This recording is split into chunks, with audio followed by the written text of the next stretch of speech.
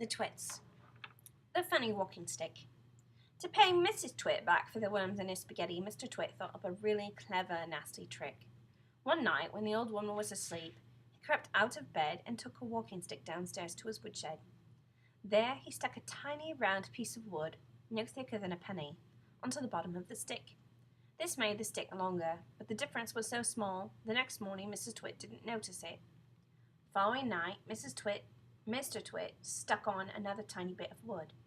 Every night he crept downstairs and added an extra tiny thickness of wood to the end of the walking stick. He did it very neatly, so that the extra bits looked like part of the old stick. Gradually, but oh so gradually, Mrs. Twit's walking stick was getting longer and longer. Now, when something is growing very, very slowly, it's almost impossible to notice it happening. You yourself, for example, are actually growing taller every day that goes by, but you wouldn't think it, would you? It's happening so slowly you can't even notice it from one week to the next. It was the same with Mrs. Twit's walking stick. It was all so slow and gradual that she didn't notice how long it was getting even when it was halfway up her shoulder. "That stick's too long for you," Mr. Twit said to her one day. "I say it is," said Mrs. Twit, looking at the stick. "I've had a feeling that there was something wrong, but I couldn't for the life of me think what it was." "There's something wrong, all right," Mr. Twit said, beginning to enjoy himself. "What can have happened?" Mrs. Twit said, staring at her old walking stick. "It must suddenly have grown longer." "Don't be a fool," Mr. Twit said. "How can a walking stick possibly grow longer? It's made of dead wood, isn't it? Dead wood can't grow." "And what on earth has happened?" cried Mrs. Twit. "It's not the stick. It's you," said Mr. Twit, grinning horribly. "It's you that's getting shorter. I've been noticing it for some time now." "That's not true," cried Mrs. Twit. "You're shrinking, woman," said Mr. Twit. "It's not possible." "Oh, yes, it jolly well is," said Mr. Twit. "You're shrinking fast. You're shrinking dangerously fast. Why, you must have shrunk at least a foot in the last few days." "Never!" she cried. "Of course you have. Take a look at your stick, you old goat, and see how much you've shrunk in comparison. You've got the shrinks, that's what you've got. You've got the dreaded shrinks." And Mrs. Twit began to feel so trembly that she had to sit down. Mrs. Twit has the shrinks. As soon as Mrs. Twit sat down, Mr. Twit pointed at her and shouted, "There you are! You're sitting in your chair and you've shrunk so much that your feet aren't even touching the ground." Mrs. Twit looked down at her feet and by golly, the man was right. Her feet were not touching the ground. Mr. Twit, as you see, had been just as clever with the chair as he'd been with the walking stick. Every night when he had gone downstairs and stuck a little extra bit onto the stick, he'd done the same to the forelegs of Mrs. Twit's chair. "Just look at you sitting there in your same old chair," he cried, "and you've shrunk so much that your feet are dangling in the air." Mrs. Twit went white with fear. "You've got the shrinks," cried Mr. Twit, pointing his finger at her like a pistol. "You've got them badly. You've got the most terrible case of shrinks I've ever seen." Mrs. Twit became so frightened that she began to dribble. But Mr. Twit, still remembering the worms in his spaghetti, didn't feel sorry for her at all. "I suppose you know what happens when you get the shrinks," he gasped. "What?" gasped Mrs. Twit. "What happens?" "Your head shrinks into your body, and your neck shrinks into your body, and your body shrinks into your legs, and your legs shrink into your feet, and in the end, there's nothing left except a pair of shoes and a bundle of old clothes." "I can't bear it," cried Mrs. Twit. "It's a terrible disease," said Mr. Twit. "Worst in the world." "How long have I got?" cried Mrs. Twit. "How long before I finish up as a bundle of old clothes and a pair of shoes?" Mr. Twit put on a very solemn face. "At the rate you're going," he said, shaking his head sadly, "I'd say not more than 10 or 11 days. "But isn't there anything we can do?" cried Mrs. Twit. "There's only one cure for the shrinks," said Mr. Twit. "Tell me," she cried. "Oh, tell me quickly." "We'll have to hurry," said Mr. Twit.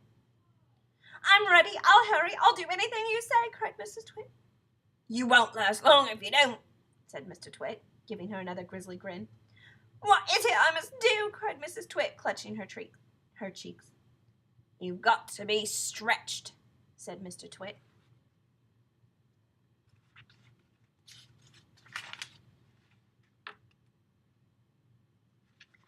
Mrs. Twit gets a stretching. Mr. Twit led Mrs. Twit outdoors where he had everything ready for the great stretching. He had 100 balloons and lots of string. He had a gas cylinder for filling the balloons, and he had fixed an iron ring into the ground. "Stand here," he said, pointing to the iron ring. He then tied Mrs. Twit's ankles to the iron ring.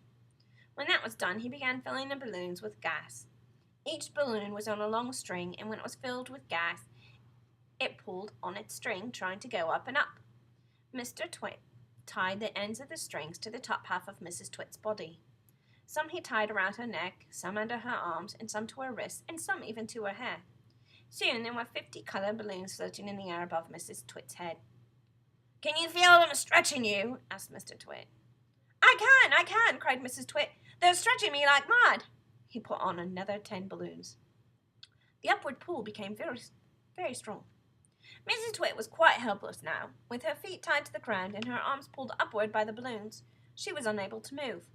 She was a prisoner, and Mr. Twit had intended to go away and leave her like that for a couple of days and nights to teach her a lesson. In fact, he was just about to leave when Mrs. Twit opened her big mouth and said something silly. "Are you sure my feet are quite tied properly to the ground?" she gasped. "If one of those strings around my ankles break, it'll be goodbye for me." And that's what gave Mr. Twit his second nasty idea. Mrs. Twit goes ballooning up. "There's enough pull here to take me to the moon," Mrs. Twit cried out. "To take you to the moon?" exclaimed Mr. Twit. "What a ghastly thought! We wouldn't want anything like that to happen. No, no, dear me."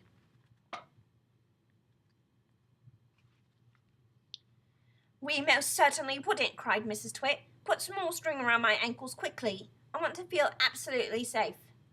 "Very well, my angel," said Mr. Twit, and with a ghoulish grin on his lips, he knelt down at her feet.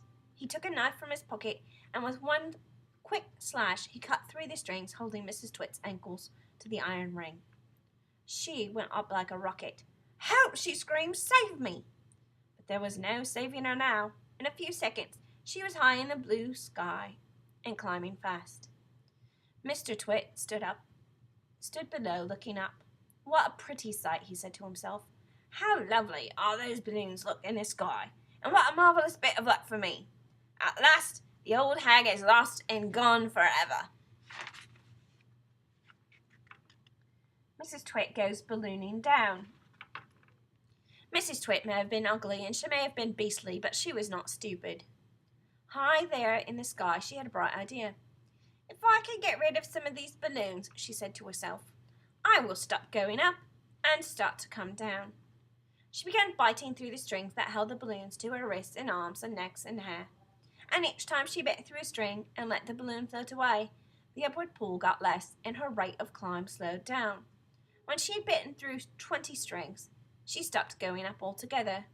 She stayed still in the air. She bit through one more string. Very, very slowly, she began to float downward.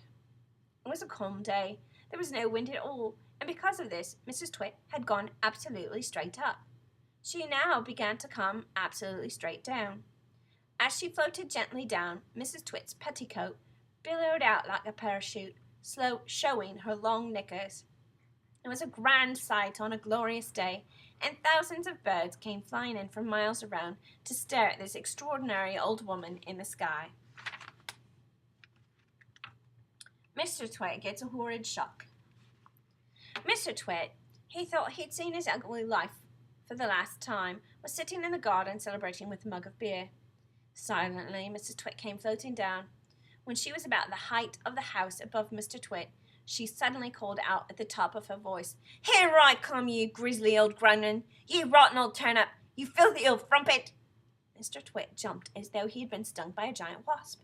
He dropped his beer. He looked up. He gaped. He gasped. He gurgled. A few choking sounds came out of his mouth. "Ah!" he said. "Oh! Oh!" "I'll get you for this," shouted Mrs. Twit. She was floating down right on top of him. She was purple with rage and slashed in the air with her long walking stick, which she had somehow managed to hang on to all the time. "I'll swish you to a swazzle," she shouted. "I'll swash you to a swizzle. I'll gnash you to a nozzle. I'll nosh you to a nazzle." and before Mr. Twit had time to run away, this bundle of balloons and petticoats in fiery fury landed right on top of him, lashing out with the stick and cracking him all over his body.